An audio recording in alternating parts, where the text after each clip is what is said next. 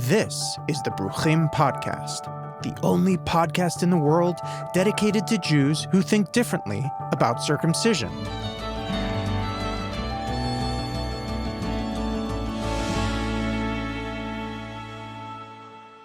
Previously on the Bruchim podcast. You could come at this from the side of saying circumcision is not an ethical violation. And there are philosophers who try to make that argument. My problem is I don't find any of those arguments persuasive.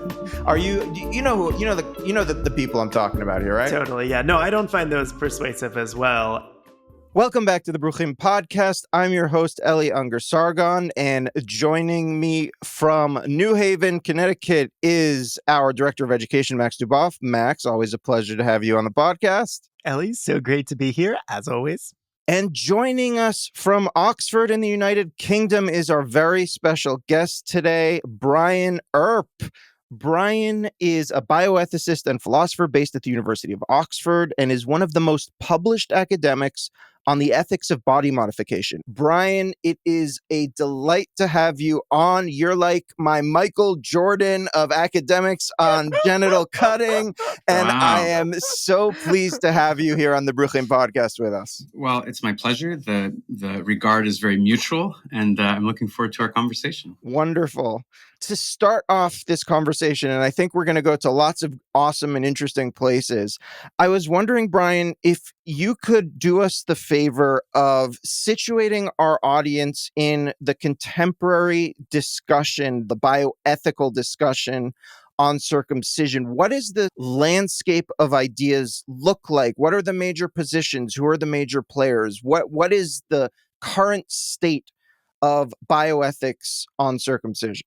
I would say that I can describe the current state by first saying what the state of things was like maybe 5 to 10 years ago, because the current state is strikingly different from what it was not so long ago. As recently as maybe 5 years ago, the predominant way of thinking through the ethics of these kinds of procedures was in these very siloed, separate conversations. So you had a string of papers happening in regard to penile circumcision. You had a whole other literature with different scholars who go to different conferences talking about female genital cutting, often called female genital mutilation. And then you had yet another group of scholars working on surgeries that affect children born with intersex traits. Finally, I would have to say there's now people trying to figure out whether any of the lessons of this discourse apply to surgeries for transgender identification or body modification that's called affirming in some discourses. So you have non-intersex females, non-intersex males, children with intersex traits, and older sort of adolescent youths who identify as trans. And the question is, for each of these literatures, when and why is it appropriate for a medical provider in particular to alter the sexual anatomy of these children? What's changed in the last 5 years is just that all these people are now talking to each other. So, intersex issues have become very visible, partly, I think, because of this very polarized and vitriolic debate around youth gender medicine for trans children. So you get these people who really want to now argue over whether sex is a binary, for example. And this is thought to have some implications for whether different transgender identities are valid. This is the way it's set up. And then to adjudicate that point, often intersex people will be wheeled in to sort of, complicate the gender binary or, explain that sex is not necessarily as simple as people presume. So I think there's been some instrumental use of intersex people for really having a different sort of a debate. But as a part of that, people are talking about kids with intersex traits, and they're learning that they often undergo these non-voluntary, pretty radical modifications of their genitals. And so the question now is, well, what's the underlying principle that we should use to adjudicate all these different cases? I think the main insight that people are coming to is that the fundamental principle of ethics on many traditions is that like cases have to be treated alike. I guess that goes back to Aristotle in the Western tradition. So, you can't have a different rule for boys as for girls, or for intersex or non-intersex children, or for children who identify as trans or children who don't identify as trans. If everybody has a different set of rules, we're not doing ethics right. And so the big current status is to figure out what should those rules be. It's really great to hear about some of those developments, and those are certainly developments I've been encouraged by. One thing maybe to flag is, what's your sense of discussion right now about to what extent routine neonatal male circumcision is harmful, right? So for a long time, that was a big feature of the debate. This question, like, is circumcision harmful? How do we even talk about whether it's harmful? Do you think that this sort of coming together of different streams of scholarship has reduced the impact of that question a bit? Or is it still quite prominent? Have people kind of soured on the likelihood of being able to find any answers to that? Yeah. It's a really good question. How shall I even answer it? So one thing that I noticed when I first started looking at penile circumcision is I would say I think there may be some ethical problems with this, mostly having to do with being non-consensual and being medically unnecessary. And those are kind of the main considerations that I thought were important. But I would notice that when I would raise this, and I'm here critiquing basically a predominant custom of my home country, the United States. This is a birth custom in the U.S. I would be critiquing this U.S. Birth custom. And a common response, people would say, well, what about FGM? Such an interesting discursive move. Like, you're raising a problem with one type of procedure, and I'm now going to cite a totally different thing that I think is more harmful than the procedure that you're talking about. Now, what's going on here is the implication that if something else is more harmful than X is not harmful. I mean, that's obviously doesn't follow. So it's a weird move, but this, got me into studying female genital cutting and then along the way on to intersex and other issues. And so in a way, it was helpful that this was the riposte that people offered, because it forced me to step back and learn about all the different practices happening in all the different cultures of all the different regions of the world, and trying to figure out, how cultural context shapes people's attitudes toward harm, for example. One thing I would say is that I think that there are consequences of circumcision that can reasonably be considered harms on any plausible definition of what harm is, that are greater than is alleged by those who prefer the status quo. So for people who defend tolerance of or who actively promote newborn circumcision, there's this overwhelming effort to try to argue that any potential risks are extremely rare. If they happen, they're mostly trivial, that anybody who talks about more severe problems that clearly affect a person's day-to-day well-being is, cherry picking examples or something like that. There's just not very good data on this in the one country that's in a position to collect data on non-religious newborn circumcision, which is the United States, because we don't have like a national healthcare system where every surgery is recorded in a certain way and goes into a national database. You just have these piecemeal studies that some people in some centers maybe collect, although they don't have an interest in doing it. I mean, why would I collect systematic data on the risks or harms of a procedure that, I'm performing possibly thousands of times, in which, I get paid for it each time through one mechanism or another? So it's been very hard to get systematic data. But now we're seeing some bigger studies with some centers with hundreds and hundreds of cases over many years, suggesting that most people have been paying attention to the immediate surgical complications sort of right after the act and, within a small period of follow-up. But when you look at longer term time windows, you see that there are complications that either don't arise or aren't obvious until the penis is bigger, basically, because you're dealing with such a small organ and you have to kind of give it time to grow. And then you might find that some of these problems occur later in life. And these can include things like having tight, painful erections because there's not enough slack skin to accommodate the full length or girth of the organ. So, yeah, I think that there's good empirical evidence to suggest that the risk of harm, again, on any plausible definition of what a harm is much greater than those who advocate for circumcision tend to allow. On the other hand, so now here's the sort of other thing I've been saving up in the back of my head to say. I think there is a risk in centering the moral discussion about permissibility of genital modification on the question of harm. And there are a couple of reasons for this. One is that now you have to have a conversation about what counts as harm, and you have to decide how to assign weights to harm or risks of harm as compared to potential benefits. And then the whole conversation now comes to be based on a utility calculus. So, the advocates will say the benefits outweigh the risks or the harms. The opponents will say the harms outweigh the benefits. And who can say, how much weight should you assign to the benefit of a reduced risk of urinary tract infections, even if you accept those data? I don't know, like what even number do you apply to that? Like a weight of 4? Like, I don't even know what you're doing here when you try to weigh these things. Some of them are incommensurable. I mean, how much weight do you put on the value of being able to make a decision about your own sexual anatomy? I don't know, like 80? I don't even know where these numbers are coming from. There's no way that these things can be weighed up against each other. So I think the whole calculus is misguided. I would say that, there's some things that everybody would agree are harms. There's some things that, just about anybody would agree are benefits.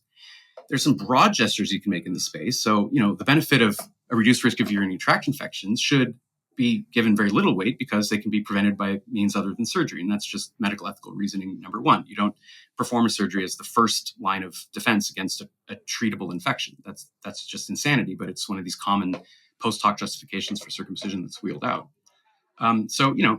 What I realized was I was spending lots of years playing whack-a-mole with all these little papers that would come out making empirical claims about the precise risk of each potential outcome, characterized as either benefit or a risk. And then you can go and you look at the methods of the studies and they're really not that good, or you look at the bias of the researcher and it's really profound. And I thought I could spend the rest of my life playing whack-a-mole with each empirical claim, or I could step back and say, what exactly is the thing that makes it wrong to cut somebody's penis without their consent? And I think the thing that makes it wrong is that it's without their consent. And there's no medical emergency such that you have their presumed consent. In other words, just about anybody would consent to a procedure that's necessary to save their life. And so if you don't know what their views are, you can safely assume that. But you can't safely assume that they would consent to you removing part of their genitals because of, for example, a religious belief or because of some aesthetic claim or something like that.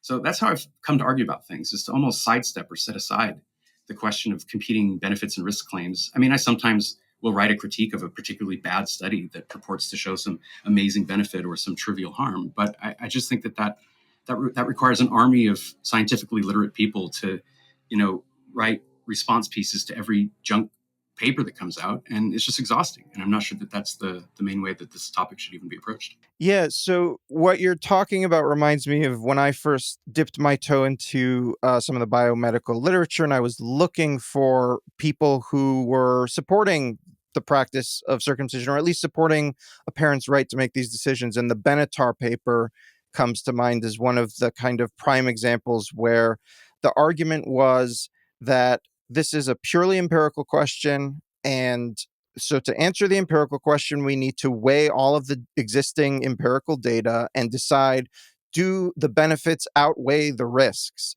And that's sort of one school in the academy that I'm aware of that supports a parent's right to make this decision. Is that the only sort of in favor of parents making this decision for their children school of thought in the academy? What are some of the other kinds of, I would say, stronger voices that would support a parent's right to make this decision for their children?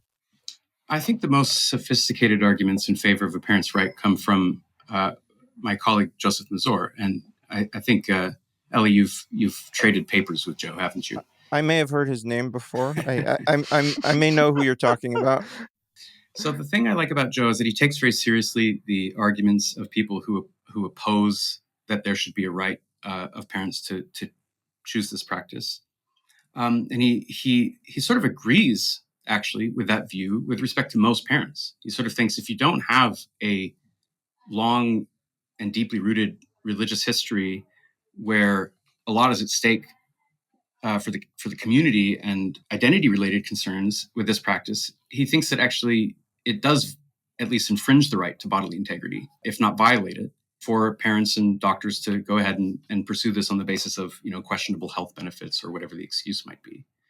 So I think he goes as far as anyone who wants to draw a hard line and say, but at the end of the day, it must not be prohibited, certainly not criminalized, to putting serious weight on the view of those who oppose the practice. And we've also, both of us, engaged a lot with the anthropologist Rick Shweder, who I disagree with on various issues, but I also admire. I think he has done a lot of work to show that there are similarities between male and female forms of genital cutting. And he kind of bites the bullet and says, because male circumcision should be permitted even when it's non-consensual, even when it's medically necessary, as long as it's culturally important to the parents, so too should forms of female genital cutting be permitted as long as they're not any more harmful, note, than male circumcision. And when you press Rick on what does he mean by harmful and how exactly does he measure that, he just never has a good answer. Well, I'm just, that's my appraisal of Rick's response. Maybe he thinks he has a good answer. But what he'll usually say is when you want to claim harm, he insists that you have some objective medical measure of harm that's well estimated and so forth. But then when you ask him about the benefits of circumcision, he just waxes poetic about all the potential benefits, spiritual benefits, cultural benefits, connecting with your ancestors, relationship to God, and so forth. And it's like, well, those aren't medically measurable. So you're using a double standard. For harms, you insist that the harms be measurable only in terms of, risks of complications or measurable sexual dysfunction or something like that. But I don't know, what about the harm of a loss of choice? Or what about the harm of having an identity inscribed on your genitals without your consent? I don't know. How do you measure that? That should, at the very least, be entered into the equation along with spiritual benefits, alleged spiritual benefits. Just for the audience, we've now identified, I believe, 3 positions that would support a parent's right to make the decision of circumcision for their boys. The first would be the Benatar argument, which is that this is purely an empirical question about risks and benefits. And in their estimation, the benefits outweigh the risks, or at least they're closely balanced, and therefore it's a matter of parental discretion. Exactly. So that's one position. The second position that you mentioned is that of Joseph Mazor, and I would characterize it as saying that parents actually do have the right to make certain decisions if it is indeed and can be defended as in the best interests of their children. Is that a fair summary of Joseph Mazor's position? Yeah, I guess I should have first just laid out what his position is. So he's interested in when a child's right to bodily integrity is infringed or violated. And just to draw a distinction there, a right is infringed if sort of its triggering conditions are met. It's violated if it's all things considered impermissible to do the thing because of that. So you might infringe a right, but still have it be permissible that you carry forward with the action because maybe some other more important right is at stake that has to be met through this means. So then you're not violating the right, even though you're infringing it. At least that's a distinction he cares to draw. And so he would say that a practice does not violate the child's right to bodily integrity unless it is seriously or substantially contrary to the child's best interests. So as long as it's not too seriously contrary to the child's best interests, then he would say the right is not even infringed. And then he sort of says, in the case of a secular American family that's considering circumcising their boy for, I don't know, reasons of a reduced risk of urinary tract infections or something like that, I think he believes that that is seriously contrary to the best interests of the child. And therefore, the right is infringed in those cases. But in the case of someone where he thinks it's reasonable to predict that they will come to identify with or appreciate the modification of their genitals because they're enmeshed within a religious family, he thinks that the sort of sociocultural or spiritual benefits of the practice will make it such that it is not seriously contrary or substantially or significantly contrary to the best interests of the child, all things considered, i.e. including both their non-medical interests and their medical interests. Thank you. Thank you for that summary. And then the third position that we've identified is Richard Shweder. And Richard Shweder is actually coming from a place of sort of robust multiculturalism, right? That the idea is that there's actually a societal benefit in tolerating a wide variety of cultural practices, including genital cutting practices of both male and female children. I don't know that he's written on intersex, but female genital cutting practices should be tolerated. Male genital cutting practices should be tolerated under the concept that there is a sort of universal benefit to tolerating different cultural practices. Is that about right? Right. So he explicitly invokes this kind of harm threshold where he says, and if a practice could be shown to be sufficiently harmful, though he never says what that means, then it might be the case that the state would be entitled to step in and prohibit the practice, even if that was intolerant towards some minority groups' practices. But it's just inconceivable to him, I think, that circumcision could meet that undefined threshold. And then he sort of allows that any form of female genital cutting that's, for example, comparably physically invasive or something like that, he sort of assumes that it's therefore similarly harmful, which to his mind is not harmful enough for the state to, step in and interfere with a group's cherished practices. Yeah, I mean, I have to say, a lot of respect for Richard Shweder, and I've had a few back and forths. I've interviewed him in a very long time ago. I mean, he's done a lot to shape my own views. I have to really give a big up to Rick Shweder. I used to start by assuming a kind of individualist framework all based around consent and autonomy. Rick is famous within moral psychology for pointing out that there are different moral foundations. What, Jonathan Haidt has sort of gone running with and talks about these different moral foundations in addition to autonomy and harm, like loyalty, for example, that conservatives tend to care about more than progressives. That really stems from earlier work that Rick Shweder did, who was Jonathan Haidt's advisor, I think, for the PhD. So he's forced me to come up with arguments that don't just assume a whole bunch of stuff, based on a narrow kind of Western individualistic worldview. And so I've been massively influenced by his work, and also admiring of his intellectual consistency from the beginning, without trying to, as you say, sidestep or wiggle around the issue of female genital cutting. He says, if male genital cutting is permissible for these reasons, any form of female genital cutting that is not any more harmful than that is also permissible for the same reasons. I think it's maybe worth noting as well that some of the developments in bioethics that I'm most excited by these days, not related to circumcision, are also in different ways pushing against some of this individualism. So, for example, in some feminist and Black feminist bioethics, I think we're seeing more sorts of approaches understanding the sort of cultural and communal contexts in which people are encountering medicine and how that shapes bioethics. And I really hope that in circumcision, as well as in many other areas, for example, some of what you were saying with like gender affirming care, that we can start to see some of these developments extend even more. Yes, absolutely. I mean, there's interesting tensions here. So within feminist bioethical thought, you often hear references to relational autonomy.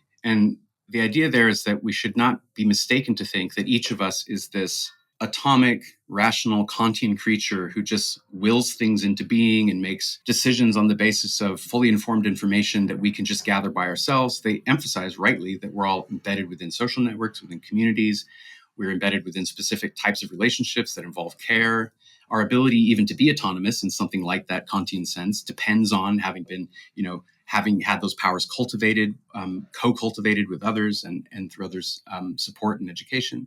And so all of that is right. But I think there's sometimes a risk that people can misread those arguments as suggesting that therefore autonomous decision-making over one's own body is not all that important in the end. Or, well, at the end of the day, maybe what the community wants is more important. And I think that there are important questions standing aside from any particular research tradition about how to weigh the interests of a community against, individually characterized rights. But I think the Black feminists, for example, would not be keen to conclude from their own research program that because autonomy is not the be-all and the end-all, therefore people have less of an interest, for example, in managing their own sexual boundaries. That would be contrary to the implications of Black feminist thought, as I understand it. Totally. Yeah. Thanks for making that clarification. So, coming back to the idea of genital cutting being a harm or genital cutting being a wrong, I guess I'm wondering, you were saying that I think for very good reasons, sort of steered clear of thinking of or writing or talking about these practices as harms because it's very hard to quantify. But are we not also giving up something ethically when we stop talking about the harm of these practices? I think so. I mean, partly there's trade-offs, and you have to figure out what things you want to emphasize, and possibly to the exclusion of others. And that just has to do with having limited energy and where you want to put your focus. So I've tried to develop arguments that don't depend on basically any empirical claims. I mean, maybe that's too strong, but certainly we shouldn't have to be looking up the latest article in the New England Journal of Medicine to find out whether something as well defined as these acts is permissible or not. So it's like, there seems to be features of the act itself that give us enough reason to think it's impermissible that don't require that we then go back to the medical journals to find out what we should think about the topic today versus yesterday. On the other hand, yeah, I think it's true that to move the conversation completely away from issues of harm or to fail to give voice to people who legitimately feel that they've been harmed would be a sacrifice that's not necessary and that probably would be imprudent to make for purposes of political activism and ethical argumentation. I wonder if you're reacting against the overemphasis on the empirical, but I feel like this topic is so layered, right? So I think you're right that for a long time, there was an overemphasis on weighing risks versus benefits, as if that was going to sort of be the be all and end all of how we decide whether or not this practice is ethical. But I think what I would say is it's kind of like a yes and for me, right?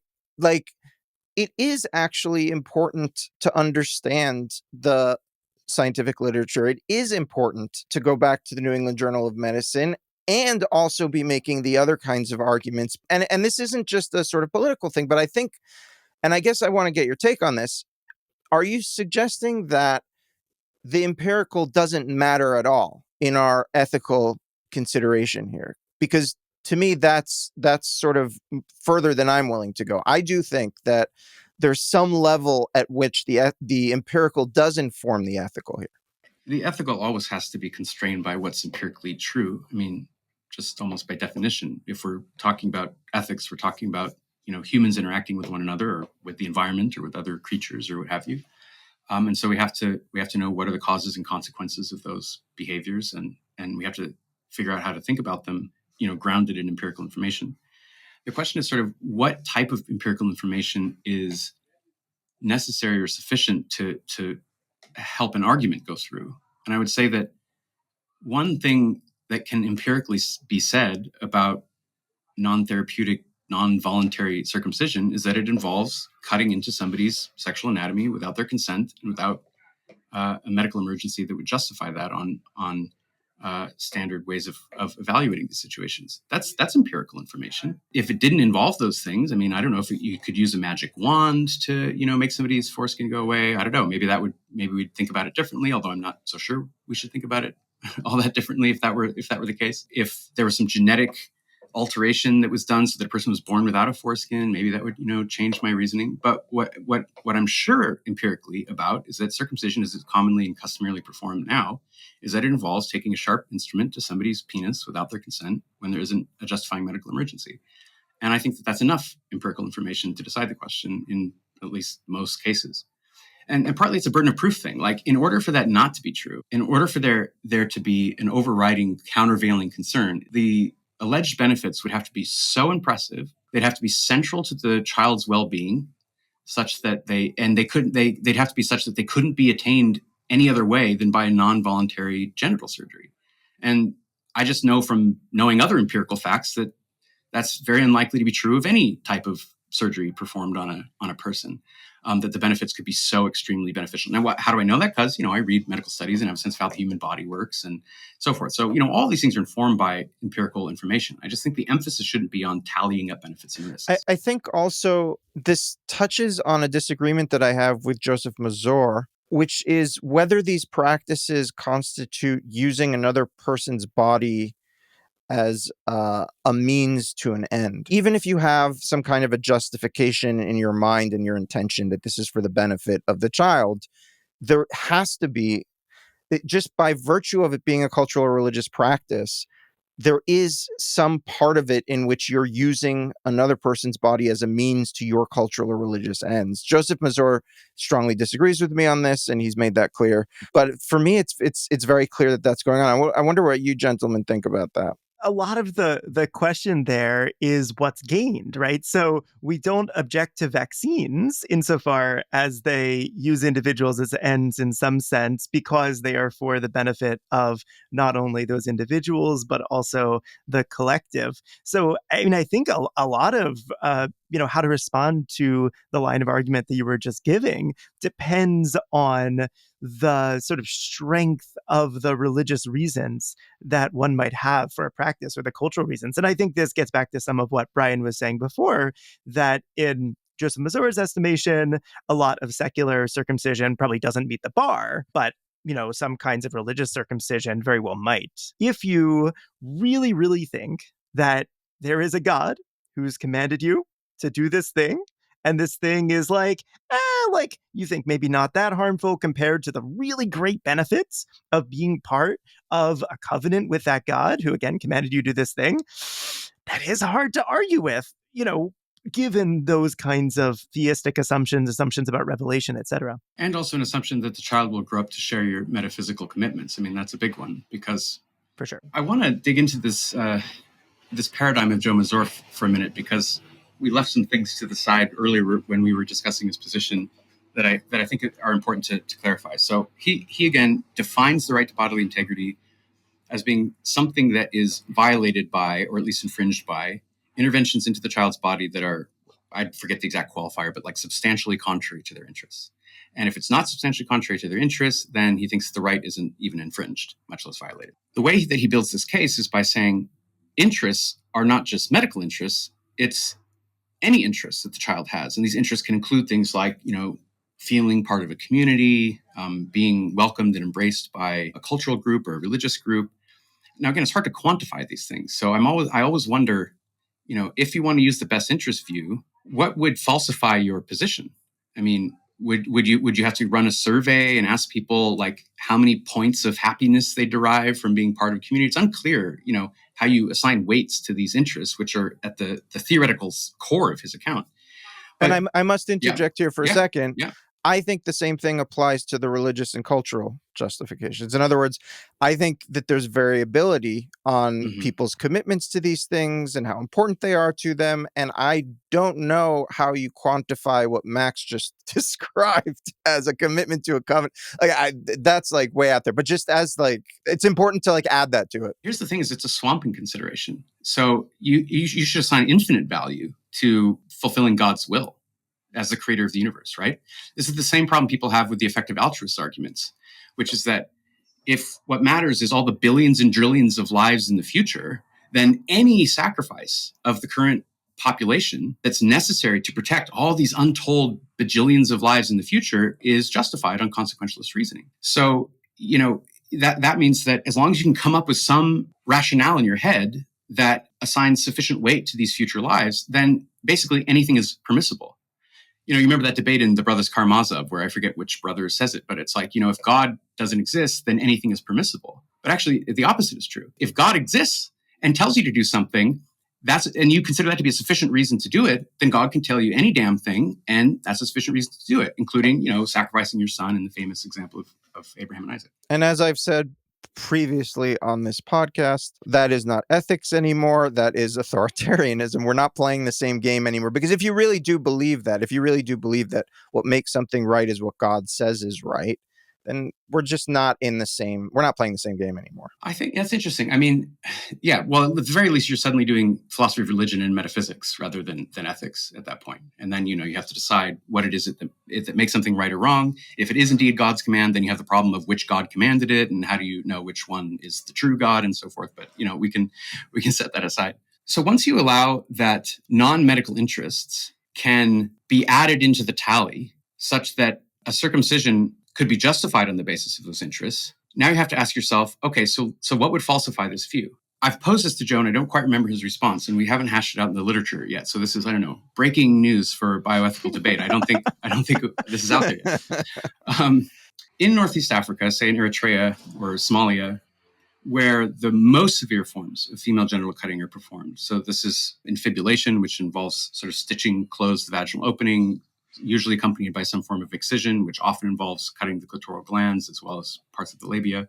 If the concept of a right to bodily integrity means anything at all, it has to be the case that, imposing this on a young girl without her full, free and informed consent, if that's even possible, has got to violate the right. Otherwise, we shouldn't even be talking about rights. Let's just talk about something else. But on Joe's view, if the social benefits or the feeling of being a member of a community or the ability to get married or whatever else you want to add into the calculation are sufficiently great, then on his view, this practice wouldn't even infringe her right to bodily integrity because it's not contrary to her overall best interests according to the logic of the social context.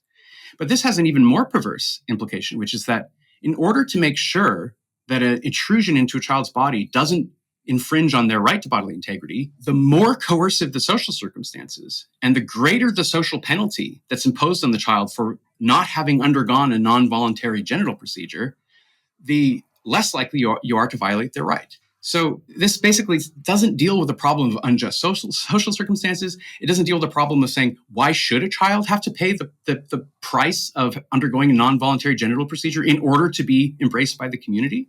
I mean, that's a choice that the adults make. If the adults say, we won't love you as much if this didn't happen, or we won't welcome you into our homes, or we'll make you feel like an outsider, or we'll allow, your classmates to tease you and bully you without any kind of response.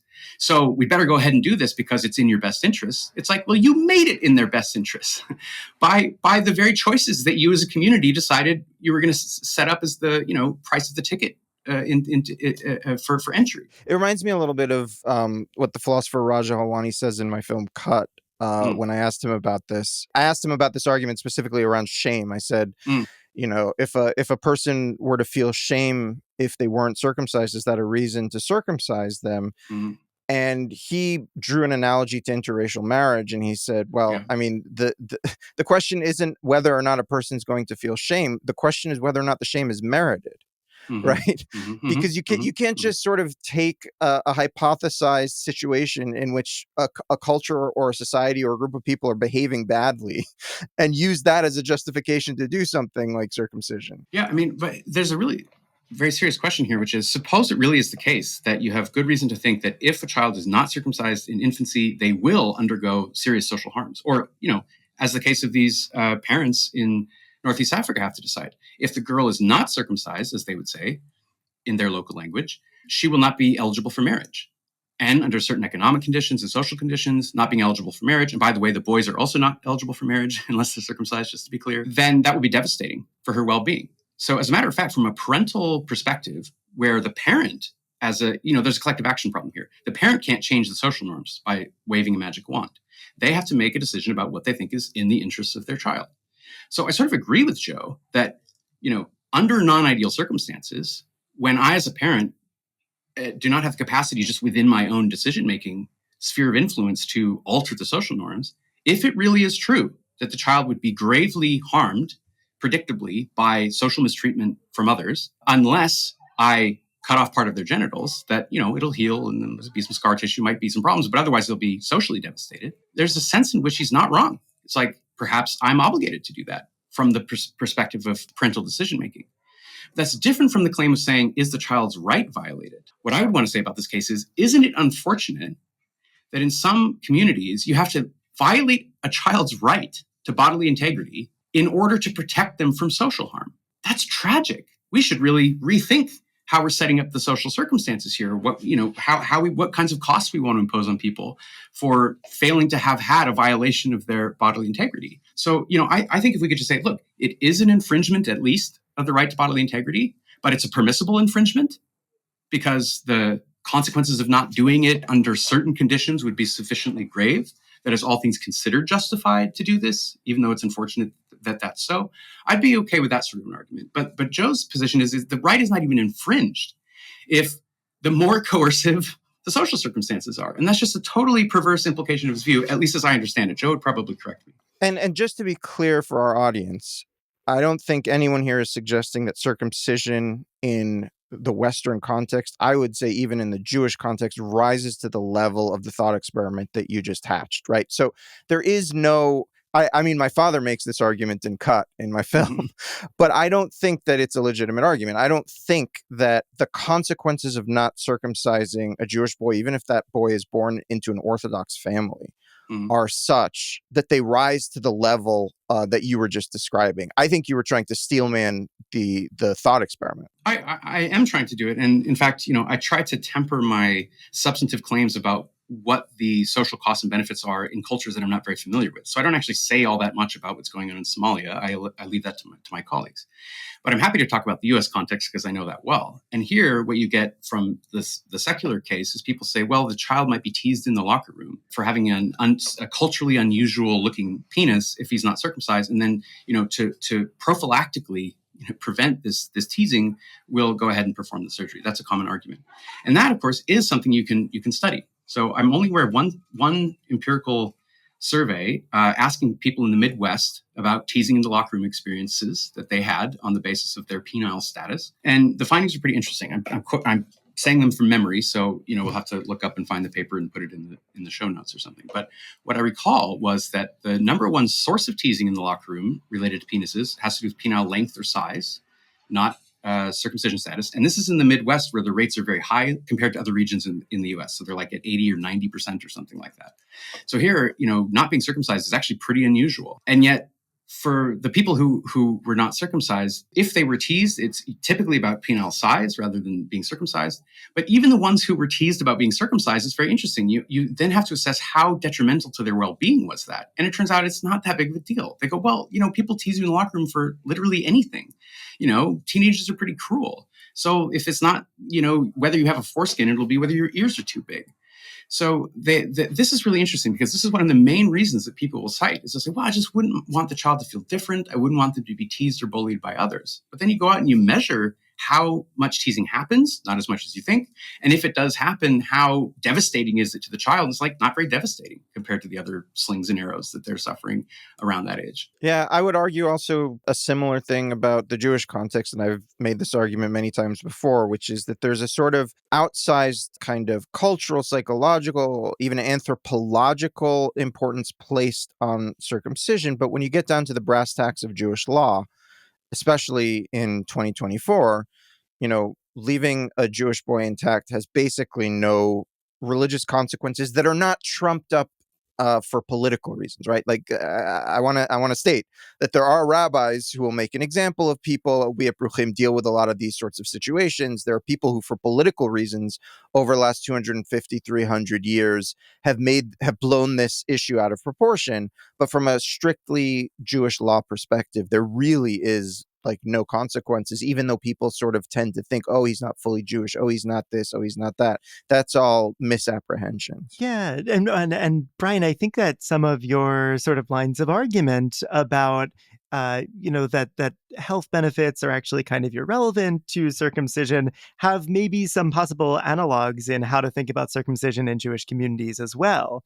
If we start thinking about, well, look, instead of the sort of pros and cons of circumcision in an individual case, what are sort of the ways that we think about covenant, about relating to God? And then circumcision can be part of that, right?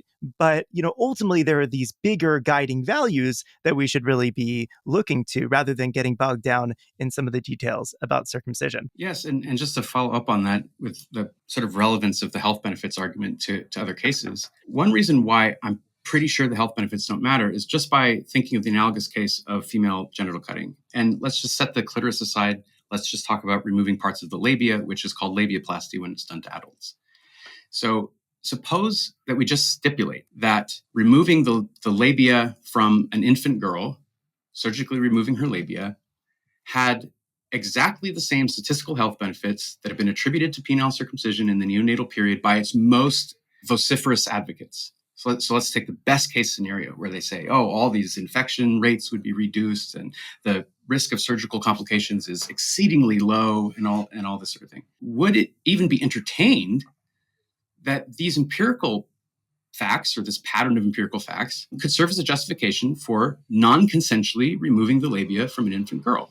And I think almost everybody in this discourse, except for maybe Rick, would say, of course that would not be a sufficient reason to perform a labiaplasty on a non-consenting infant girl, because it should be up to her whether she thinks that's a reasonable trade-off. Do I want to lose my labia because I might somewhat reduce my risk of possible infections that are probably treatable, assuming that I buy the kind of cruddy scientific literature that purports to show this?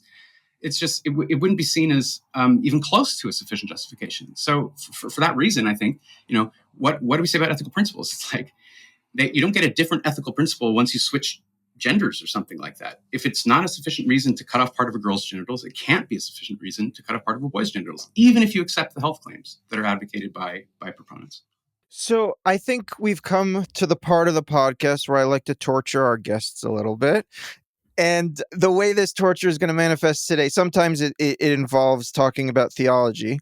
But today, I'm going to ask each of us to steelman and defend the strongest argument in favor of a parent being able to make this decision for their child. And then we'll circle back afterwards and talk about why we think these arguments ultimately fail. But I do want us each to make the argument in the opposite direction. So why don't we start with you, Max? Sure, yeah. So the argument that I was thinking of is definitely related to some of what we've already talked about so far today. And it's a sort of harm reduction argument that goes something like this. A parent is making a decision about whether to circumcise their child, and they think that there's a high chance that this child is going to decide to undergo circumcision later in life, either as a late adolescent or as an adult. And so they are then thinking that circumcising in infancy would prevent the much larger harm of having a circumcision later. So this relies on the assumption that undergoing circumcision later in life actually is a much greater harm, that it has more chance of side effects because it's remembered it could be more harmful psychologically than infant circumcision. We could argue that, but that is something that a lot of people seem to think, at least, that adult circumcisions are more harmful. And so then the harm reduction strategy could go in one of two ways. Either there could be the strictly individual level, that I think this child is likely to undergo circumcision later, and so I'm trying to reduce the risk to this specific child. Or there can be a sort of general version where I think maybe this specific child won't, but I think that there's a chance of it. And also, in this whole community, if we institute infant circumcision, then, even if there's only some folks who are going to undergo it later when it's much more harmful, then we'd be reducing the total harm by instituting infant circumcision. Again, there's a lot of assumptions here, especially some kinds of utilitarian assumptions, but I think that's an argument that at least has some intuitive power. Well stated, well stated. Brian, you're up. Well, I guess I'll seize on the specific words of your prompt, which was for a parent being able to do something. So the question is like, as compared to what? So should a parent be able to authorize a circumcision, and should, Moyle be allowed to perform one without going to jail? I am inclined to think the answer is yes. I don't think that criminalization, particularly of minority practices, is at least an obvious way to go, because I've seen the harms of criminalization on marginalized communities, including immigrant communities that practice what they regard as female circumcision, including this pricking form. So, I've also done a lot of work on the war on drugs. And what you see is, you have a law, and then who suffers because of the law? It's not the white people doing psychedelics. It's, overwhelmingly Black and brown people. So I think criminal law is so susceptible to politicization, to bias, to racism, to colonialism, that I don't think that should be the first tool in our toolkit for how we try to address a moral problem. So what I argue is that there are strong moral reasons to leave your child intact. And I think that those are overwhelming reasons in the case of so-called secular circumcision. And I think that there's still very strong reasons in the case of a religious circumcision. But how shall I get that argument across? Well, I hope to just sort of argue and debate with religious people. I don't think I'll say, well, if you don't do what I think morally, you go to jail. I think that would just be the height of presumptuousness. So, yeah, I think that parents, under realistic, real conditions that we live in, should be able to authorize a circumcision for devout religious reasons without going to jail. Very good. Very persuasive. It's almost like you guys do this for a living. My steelman is a version of the Richard Shweder argument. I am actually very committed to a robust liberal multiculturalism, Isaiah Berlin, the whole 9 yards. I think that it's maybe a combination of Joe Mazor and Richard Shweder, right? You could argue that there's a breadth of cultural practices that affect the body, and that assuming that those practices don't cross a certain threshold of harm, which would have to be determined empirically, those practices should be tolerated in the name of pluralism, in the name of multiculturalism, in the name of creating and living in a robust multicultural society. And that argument has always sort of tugged at the back of my mind as reasonable to some extent. I will get in a second to my reservations about that, but I do think some combination thereof, right? Like Joseph Mazor likes to pull on our intuitions by talking about cleft lip surgery, right? Which is a very clever example, because intuitively people are like, oh, of course parents are supposed to be able to do the sorts of corrective surgeries that are not strictly speaking medically necessary, but that actually do or can be argued benefit the child and are clearly in the child's best interest. I've argued against that, of course, but some combination of those two arguments, the sort of multicultural, robust pluralism, Isaiah Berlin on the one hand, and parents needing to act in the best interests of children on the other, with some kind of empirical threshold for harm, to me is kind of the most persuasive counter argument to what I very strongly believe about this matter. The sort of argument that you were just giving, does it bear on the moral permissibility at all? I think this relates to what Brian was saying as well. So I think one way of interpreting some of what you were just saying is to make some of the distinction that Brian was making, right? Like there can be reasons to allow something as a society, even if you don't think that it's morally acceptable or something like that. Right. So I think, again, not super comfortable arguing from this position, but if I'm thinking from this place, I think that would all turn on the empirical threshold, right? So like, and this is why I actually think the empirical thing sort of is important morally, right? So I think it is actually, I think Brian's 100% right.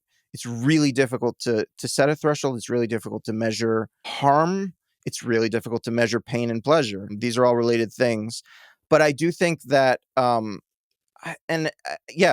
do think that like there has to be a line somewhere where we go, honor killings is on one side of the line and genital surgeries is on the other side of the line.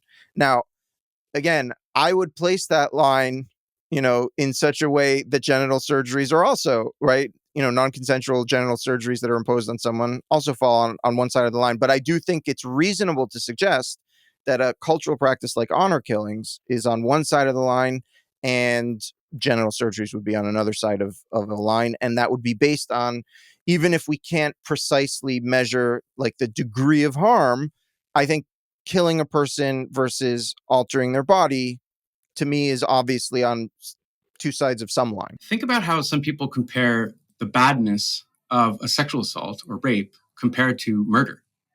What's really interesting is that in some societies, and this might have to do with hang-ups about sexual purity or something like that. I mean, I can imagine some sort of problems with this argument. But some people think that, quote unquote, merely being touched or penetrated without your consent, even if you suffer no physical injury, even if no part of your body is removed, is potentially among the worst things that can happen to you, either short of death or maybe even worse than death, as some people will say. There's various articles in the literature that, why would I want to live having had this most important ability to police my own boundaries walked over by somebody who felt entitled to my body?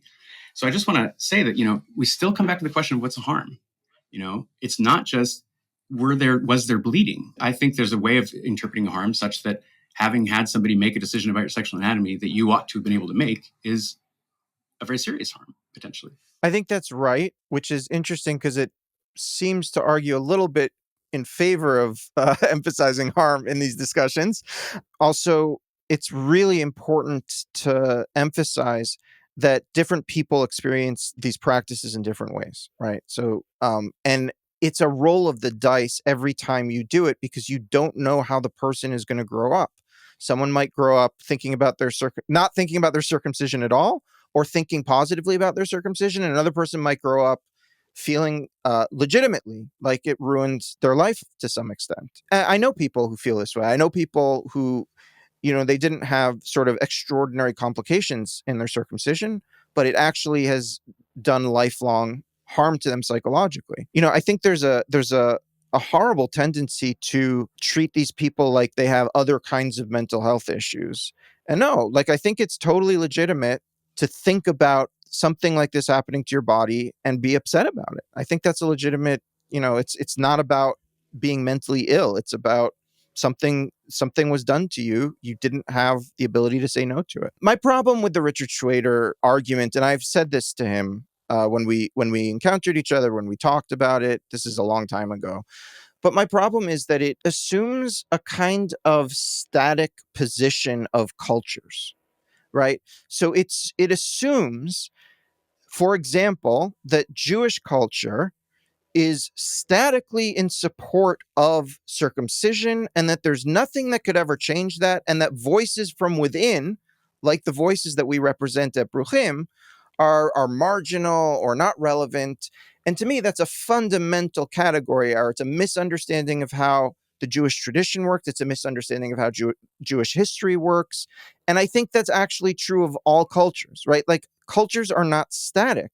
And there are always dissenting voices in cultures about the practices. And if those dissenting voices manage to win out, then cultures change. So my problem with sort of tagging this as permissible, broadly speaking, and like just sort of arguing in favor of its permissibility, it kind of assumes that the culture is not going to change and this demand is always going to be made, and that there's no internal conversation going on about it because this is how the culture is and this is the demands of the culture. And that's not my experience of Judaism, and it's not my experience of other cultures. Couldn't Rick swallow that critique by making a contingent claim? You could say, insofar as, I don't know, perhaps the majority of people within a culture, the dominant voices within a culture, find great value in a given practice, then it should be permitted. But, when those dissenters win the argument, 20 years from now, and it's no longer seen as very important, then the problem doesn't even arise because, the practice will fall out of favor from these internal mechanisms that you invoke. He could make that argument. The problem is that the argument itself is part of the argument. In other words, that we're all like, there's no escaping the fact that when you're talking about a contentious practice, the terms of the debate are being set as the debate is happening. So I think, yes, in theory, someone could say, well, but that's part of the debate, right? That's part of if part of the debate is, should this be permissible, right? Because some part of the in-group feels that it's problematic, then I think it doesn't get very far. Ellie, maybe one way of capturing some of what you're concerned about be to say that we need some kind of criterion or standard by which to judge practices beyond simply what's accepted within a community? I think so. And I mean, I think this comes back to a conversation, Max, that you and I had last season about, what happens when an ethical standard conflicts with your religious tradition, with halakha. We did a whole series on this. And I'm proudly group number 2, Max. And I believe that if you can articulate an ethical argument that is independent of your cultural context, but an actual ethical argument that argues that something is wrong, that should trump in those situations the religious dictates or the religious arguments. Yeah, and I think that relates to some of what Brian was saying earlier in response to some of Joseph Mazor's arguments. Just about the ways that we want to be able to say that at least some sorts of things infringe rights, at the very least, even if we're ultimately saying that they might make sense to choose in some cases. All right, Max, it's your turn to rescue your credibility and explain why your previously stated, elegantly stated, beautifully, professionally, philosophically stated argument has issues. Oh, gosh. Well, yeah. So there's a few different factors, right? So I was giving this harm reduction argument, right? Where if you think that someone is likely going to grow up to want to undergo circumcision anyway, and that will be much more difficult for them then than now, then you have reason to do it now. One problem is it's just really hard to measure, of course, the likelihood that someone is going to undergo circumcision later in life, is going to choose that for themselves. And also, there's issues in at least some versions of this argument of using someone as a mere means, right? These sort of Kantian considerations that you might be doing something that is at least prima facie wrong to someone in order to promote some kind of general good in a way that, at least on some views, would be impermissible. Well, the argument here is that it's in their own good, isn't it? The idea is that if we assume they're going to choose it anyway, and this is the less burdensome way of having it happen, then it's in their own interest that it be done at this time. Yeah. I gave two versions right. Okay. of the argument, right? One that's sort of individual, one that's more sort of communal. So the individual one is if you think that for this individual, there is a high likelihood that, and then so, yeah, and then there's the communal version is maybe there's not a high likelihood that that this individual will want to undergo circumcision later, but if circumcision later really is a lot more harmful than even a minority wanting to undergo it later, if you're some kind of utilitarian and you think that you want to reduce overall harm, then you'd have reason to do it for this individual. I mean, I think one other problem is, so this is getting to a much more complicated conversation as well, but I'm also skeptical of the moral permissibility in a lot of cases of doing something that's at least at first glance wrong to someone to prevent the mere possibility of something happening to them later, even if that's a reasonably high possibility. There's a sort of moral issue there, I think. If you can reasonably foresee something then that seems to be different from thinking that something is simply a possibility, even if there's reason to think that's a reasonably high possibility. But this is, again, getting into a lot of other kinds of debates and assumptions. But those are just a few issues with this sort of argument. I don't know, Brian, what do you think? Did he meet the brief? Did he rescue his reputation? So I think the reasons that you give are good countervailing reasons that count against the position that you were entertaining for purposes of argument. But I think there are even more reasons to add to our arsenal here, which I wanted to contribute. This is now a point in your favor, Ellie, which is that I think that there are empirical considerations here which also weigh against this claim. So when you say it will be sort of more harmful later, it's like, well, what do you mean exactly? Let's operationalize your claim, and then let's see if we can measure it. So people will say, well, the risk of surgical complications is so much greater. And then you go and look at the studies, and the best studies that I've seen with the largest sample sizes and the best control suggests that, the overall risk of a newborn circumcision compared to the same risks counted if you did it after an age of consent are, if anything, slightly different from each other. It might be that it's something like, 3% risk versus 2% risk or something like that. So the absolute difference is very small in this risk. And yet the difference in consent is, overwhelming. In one case, it's present. In the other case, it's absent. So when people come up with these things like, there's a tenfold increase in the risk of whatever, first of all, they're usually comparing infant circumcision with later childhood circumcision.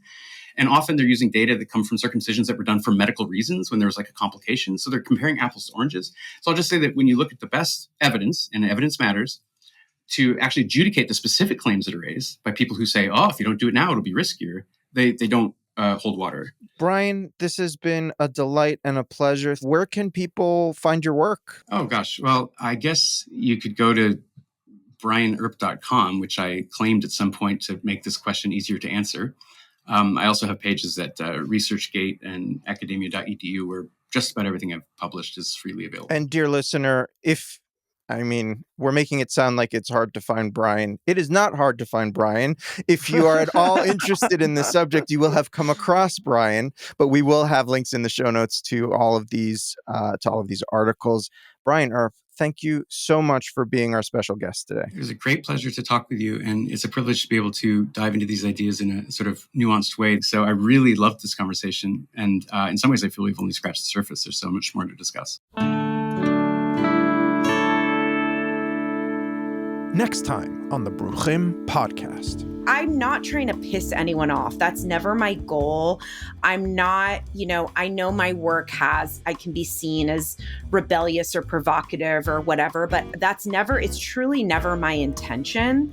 And I don't want to piss off like any of the Orthodox rabbis or the Moyles or anybody that I talk to in the movie. Like, I seriously respect them so much. Like, I have friends that are Orthodox. I love multiple Orthodox rabbis, and I'm not trying to piss anyone off or offend everyone, but I really always just lean back on my very Jewish value, which is just like the number one thing of Judaism is to question things. Like, the Torah is like a little bit of text followed by like 50 different arguments over 200 years between people. So to me, it's like so big, the word Israel means to wrestle with God. It's so baked in to question these things. And so to me, it feels so Jewish.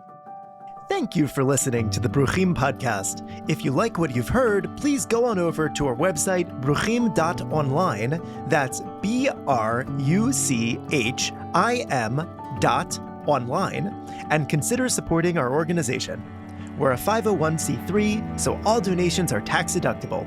If you have any questions or comments, feel free to email us at info@bruchim.online. Lehitraot!